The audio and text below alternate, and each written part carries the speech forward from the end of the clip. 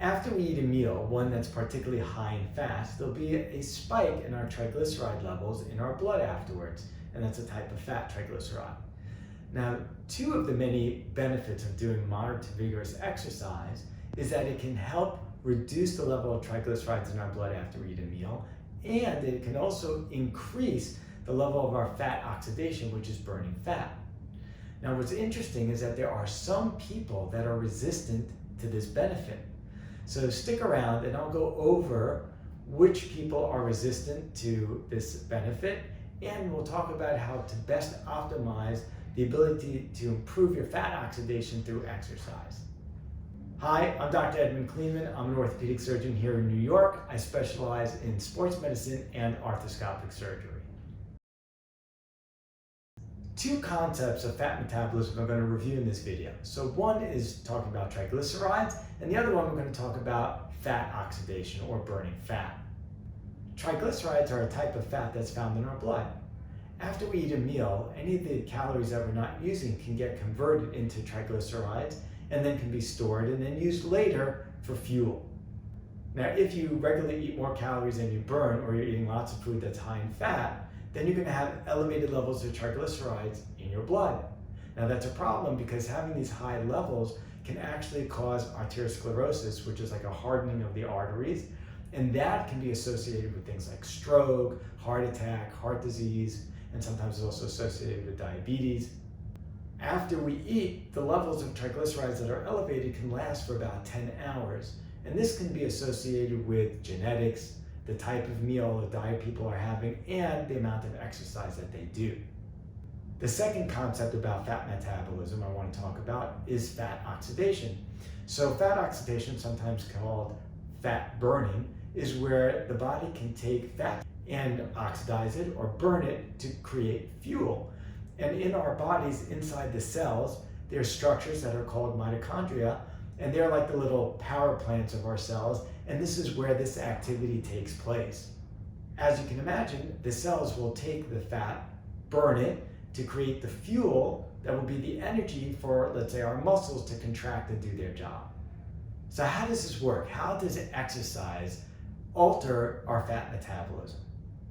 Exercise training can help upregulate the enzymes that are involved in fat oxidation, plus exercise can help increase mitochondrial mass, increase blood flow, and all of these things together help increase fat oxidation. And now there are studies that have been performed of people who are doing moderate to vigorous exercise, let's say about 3 days a week, getting in, let's say 150 minutes per week. And what they show is that this level of exercise upregulates the fat oxidation and has positive effect on the enzymes in the pathway, and all this together increases fat metabolism in our bodies. Now that we understand a little bit about fat metabolism, and we know that exercise has positive effects on our fat metabolism, who is it and why is it that some people don't get this benefit? It appears that people who have very sedentary lifestyle, and you can imagine someone who's sitting at a desk for 8 hours a day, even if those people are getting in their structured bouts of exercise, let's say 3 to 5 times a week, those people are the ones that are at risk of being resistant to having the benefits of fat metabolism despite doing exercise. There have been studies that have looked at this, and they'll take young people who are being physically active with exercise, and they looked at those who were doing running, let's say an hour, and then they would test their fat metabolism the next day. They would see, well, what if some people were more sedentary than others? Would that impact their fat metabolism? And the answer is yes.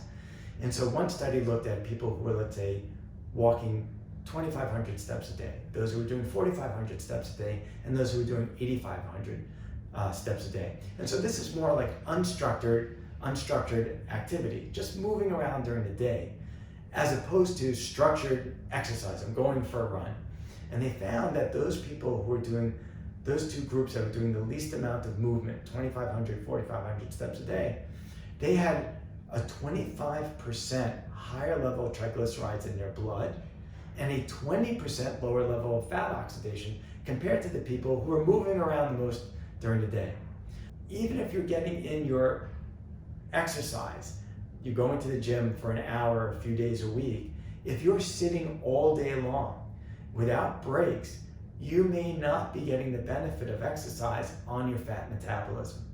Getting in steps is not the only way to be physically active.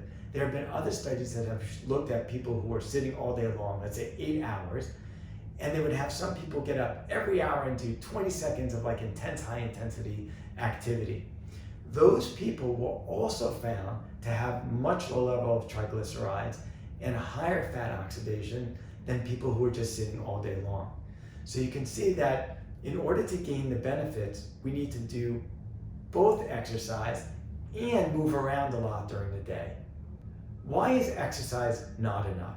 It appears that our physical activity that we get throughout the day, just movement, makes up the vast majority of our energy expenditure. And that energy expenditure that is occurring in our muscles from just moving around. And that contractile activity stimulates the enzymes that are important in the fat pathway that will reduce the triglycerides. So without a lot of movement throughout the day, it appears to impact our fat metabolism, even if we're getting in specific bouts of exercise. Let's wrap up this video and go over a few key points. Number one, we know from lots of studies that have been done and lots of research that exercise, moderate to vigorous exercise, has lots of health benefits. It improves our cardiovascular fitness, it reduces lots of cardiovascular risk disease, and it also helps reduce the risk of mortality. Now, number two, there's the additional benefit that if we combine episodes of moderate to vigorous exercise together with an active lifestyle where we're just moving around a lot during the day, which can be represented by at least 8,000 steps a day, we also can get the next benefit, which is improved fat metabolism. And that fat metabolism is seen by having lower levels of triglycerides in the blood and by improving our fat oxidation or ability to burn fat. Thanks for watching this video. Please click the like button below and subscribe. I look forward to seeing you in my next video or in my office.